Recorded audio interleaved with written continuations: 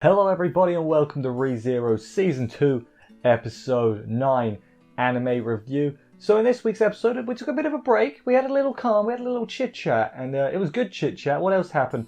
We met a few more of the witches. Three more of the witches. So how many have we met now? We met 4, 5, so we're missing 2. We're missing 2 so far. And so far the witches are definitely not what I was expecting. Like Echidna sort of looks like a witch. Like by her looks, you can kind of think, okay, yeah, that makes sense. The others, not so much, you know? Witch wouldn't be my first guess as their occupation. But hey, looks can deceive, I guess. Also, there was all that absolute madness that came out of nowhere at the very end. I don't know what was going on there, but it was insanity. It was absolutely crazy, which we'll get to when we get to it. But anyway, let's crack on with the episode from the beginning, see how everything went down, and do this thing.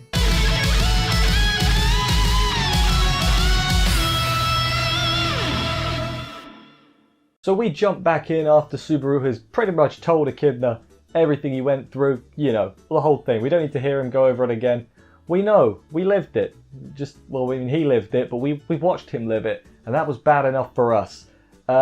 She's pretty mad at Satella for putting him through all that. It's like, Echidna, you are just the best, aren't you? She is just the best. She thinks there's probably not a limit to return by death, which is a nice thing to know, you know, in the earlier, in Season 1 and in the beginning, he was like, gee, I wonder how many return by deaths I had. You know, it can never be too short. So he was always a little bit apprehensive at the beginning about using it, but now it's like, basically, she likes you enough so you don't die, basically, and so that's what it's for, which, hey, she only cares about him though, so it's like, it's the power to like change destiny, but only for yourself. Like she doesn't care if you know, like Rem's like that. So you know, that's the only thing that takes into account is if you die, it resets. It's not going to reset if someone else dies or let you reset. It's the only thing that matters is you, Subaru, basically, which, you know, makes sense in this point of view, I guess. However, Echidna says no. That's not what you've been doing with the power to save everyone. That's been all you, basically. You decided to do that, not the witch. So yeah, Subaru then decides, okay, you've given me this power. I'm going to use it till I can't use it anymore. So basically, he's going to save as many people as he can, no matter how many times he dies. Because hey, he's not going to die, is how I look at it. Subaru doesn't need to. It's quite nice. It's like Subaru's like, I would have taped my heart up before desperately, but now I don't need to. But then he doesn't finish his sentence. Basically, I think what he was going to say is, because I have you now, Echidna, and that's really nice. Echidna for the win. Echidna for president 2024. I don't want Echidna associated with 2020. Oh, she's already associated with it. No, Echidna 2020 and a half. What am I saying? Anyway. Onto the rabbit, though. He won't say it, though, because he's too embarrassed and everything. And Echidna has great pleasure in that fact. The rabbit, onto that. It's one of the 3 great Mar beasts. The white whale was also one. So, hey, you killed one without even knowing what it is. So it's not too shabby, my friend Subaru. The rabbit, basically, the gist of it, eats everything and reproduces infinitely, even if there's just one left. It's like a single-cell organism, I guess. And basically, you need to destroy all of them at once to kill them. So, put them all in a bucket and drown them. That's one idea, you know. I assume they need to breathe air, so that's an idea. Just trap them in a lake, I guess. Have to break the barrier before, obviously, because they're coming to the sanctuary. So Subaru's like, okay, we've got to get the barrier out, we've got to get everyone out before the things get here. Makes a lot of sense. He figures, okay, I've got 4 days before the crap at the mansion happens. So, you know, I gotta basically make it so we don't all die. That's essentially it. This side don't die, that side don't die. He figures 4 days, as I said. Echidna says, hey, I can let you talk to the Witch of Gluttony if you want. Her name's Daphne. And she's, like, not from Scooby-Doo, I think it's fair to say. But she gives him some warning. She's like, hey, you can't die here, but your mind can still break enough to the point where you end up like a Kirito. Like he has been. If you haven't seen the recent seasons, it doesn't make sense, but hey, whatever. And then more advice: don't release her restraints. Don't touch her. And if you can help it, eye contact's also pretty bad. don't do that. And Subaru's like, hey now, come on, that just comes across as rude. And I'm like, no, you listen to Echidna here. Echidna is the most trustworthy person you've met for a long time. She's one of a few people that hasn't actively tried to kill you at any point. So I'd be listening to Echidna if I was poor Subaru. Echidna swaps places with, well, what we thought was the Witch of Gluttony. It's just a child. She calls him Baru. Misses the Su off his name completely. That's fair enough. He almost immediately touches her hand after being told don't touch her, because at this point Subaru didn't know, that it's not her. And then his arm came off. She just ripped his arm off, and he was like, what? The way I see it, she was like testing his morality, I guess, because she was saying like, if it hurts, that means you're a bad person, but it didn't hurt, so he's a good person. And then she did a second test where he fell into a load of pieces, which I guess the second test was sort of like, if you see yourself as a bad person, it will hurt. But so I guess Subaru sees himself as a bad person, even though in actuality he's not a bad person. It's sort of how it worked, I think. Then she changes, right? This witch changes to a different witch who is like a Chunibyo who comes in from the sky and punches him back together. Her name is Minerva. She's the Witch of Wrath. Again, not what I was expecting, I think it's fair to say. The other one wasn't Daphne, it was Typhon, who we later find out is the Witch of Pride? I'm checking my notes, I could do it later, but I'm just going to find it now. Pride, yes, Witch of Pride. Which trying to figure out what pride and ripping people's limbs off have in common, and I can't really put a finger on that. But hey, now it's Daphne, now Daphne shows up. We've got an extra 2 witches to meet for the price of 1, isn't that great? Daphne wants to go back to sleep, I think, so she wants to get this conversation over with quick. She loves Subaru's scent and wants to eat him, okay? Makes sense. Gluttony, I guess. That one makes sense. He asks, hey, why did you make those Marbeast thing? First, it sounds like she made them because she wanted people to eat them, because, white whale, really big. Loads of the little rabbits. Makes sense. But then she's like, oh yeah, but no, they're allowed to eat people too. It's an eat and eat world. Eat or be eaten is this world and everything. It's like, never mind, she's a bit crazy. Tells him that the rabbit uses mana tracking, so basically it was tracking the mana from that location. Who's letting out the mana though? Is it Subaru's witch's scent? Amelia, has mana, so maybe it's that, or, Roswaal as well. I guess there are quite a few decent mages, although, in my opinion, not sure that'd be enough for the rabbit, but whatever, I guess. They're not smart enough to split up, so like they're all going to charge in a group. One's not going to hang back so it can reproduce in case the others die, these aren't smart creatures. They are one mind basically. So they're not gonna, they're not OP yet, okay? They have weaknesses. He says he's gonna wipe them all out in his Subaru way with his determined eyes, and Daphne's all like, you, a human, get out of my face, love, basically. Basically doesn't think that a mere human could do it, but Daphne, you've made one fatal flaw. You forgot that this mere human has friends who are not mere humans. They're very strong, his friends, is what I'm saying, basically. After that, Echidna comes back and is like, oh, that was a thing.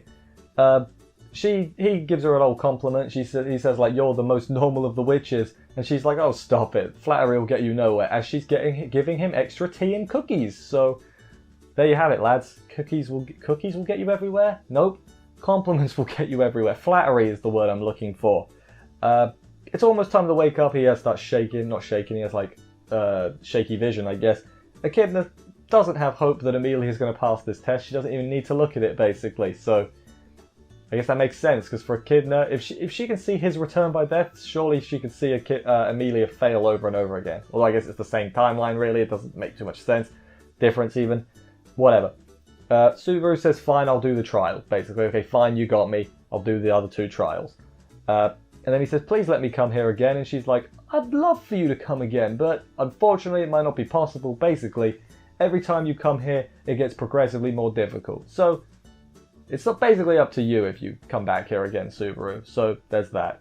However, you can see her in the trial though. So, hey, you got at least a couple more. And she's going to have a little bit more screen time at least, so that's nice.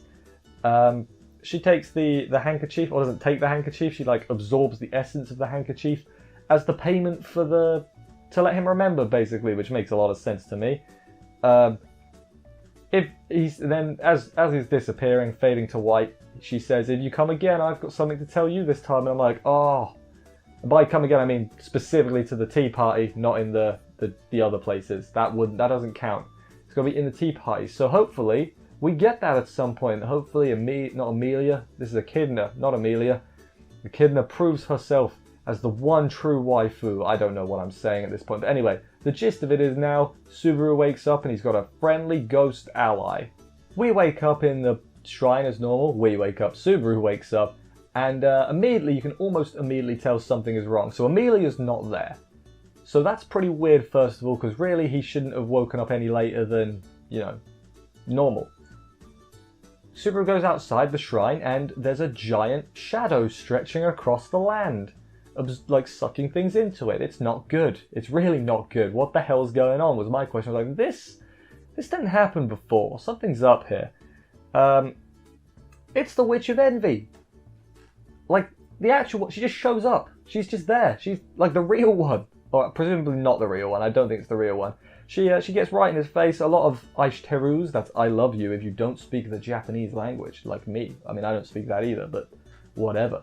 Yeah, a lot of that, and it's a little bit scary. But you think Subaru's going to get like his neck snapped or something. We're going to end right there. But no, before we go to that bit though, pretty sure she has the same voice as Amelia. Like, I'm pretty sure it's Rie Takahashi still. I'm not going to look that up, but like, they sound very similar. Maybe that's just me. So yeah, they probably just gave her the same. I mean, it would make sense, wouldn't it? Because everyone's like, you're just like the witch. So if they sound the same, give some credence to that fact. Subaru gets saved by Garfield. Garfield back to being a good guy now. Witch is trying to leave the barrier. Garfield doesn't really tell him what's going on. He's just like, I just saved you. And it's like, what the hell is going on here? Witch leaves the barrier or is heading that way. She's heading towards the mansion. So that's pretty bad. And this whole time I'm thinking, man, Subaru's taking this really well considering this has not happened before. And then after the credits, we'll get quickly, after the credits, Roswaal, I think he's got a gospel, but it might just be a book. I'm not too sure. He gets sucked into the blackness and is like, I am going to hell now. I forget exactly what he said, but Roswaal's dead is the gist of it, so I guess this isn't going to be the finished timeline. Unless they're just going to kill Roswaal like that, that'd be pretty bad. And he says something about Subaru, he's like, I'll see you in hell, Subaru, or something like that. Forget exactly what he says. So what I think is going on with the witch, I reckon it had something to do with Subaru in the other realm, because at one point there was a part where like the witch's hand was coming, but it didn't affect him. So maybe because it couldn't get him in there, it started messing everything up in the real world, and it's like, hey, look what you did, Subaru. Maybe. That could just be me completely seeing something where there's nothing, but that could be it, because this has definitely not happened before. But anyway, let's get to my favourite part of the episode. So my favourite part of the episode is, quite simply, it's more vague. It's basically just Subaru and Echidna's interactions. Like, Subaru finally has someone he can tell things to and he can trust and he can rely on no matter what. No matter what timeline he's in, he can rely on Echidna, basically. Yeah, it might be hard to talk to her, but you're going to get that between them. Like, there's some trust there. And they're funny. I don't want to call it flirting, but it's flirting is kind of funny as well. You know. And she's the best, basically. This isn't a long favourite part or a very in-depth one. She's just the best. Love me some Echidna, me. She's great. Almost fills the heart that Blue Ram left. Sorry, I don't know who that is. Who is Ram? But yeah, it was a good episode. It was another good episode. It was not a slower episode, but you know, there was less to it. They didn't play the opening again, so if you're keeping track, I think they've played the opening 3 times now. One of which was as the credits, but they did play the ending credits, so I should keep a tally of this, and then at the end we can see how many times they played the stuff, because it's not a lot. It's taking the piss a little bit, but it's fine. More actual episode time is always a good thing. Thank you everybody for watching this review. I hope you enjoyed it. If you did, please consider subscribing and stuff for more reviews. That would help me out a lot. I will see you next week where we figure out what the hell the witch is up to.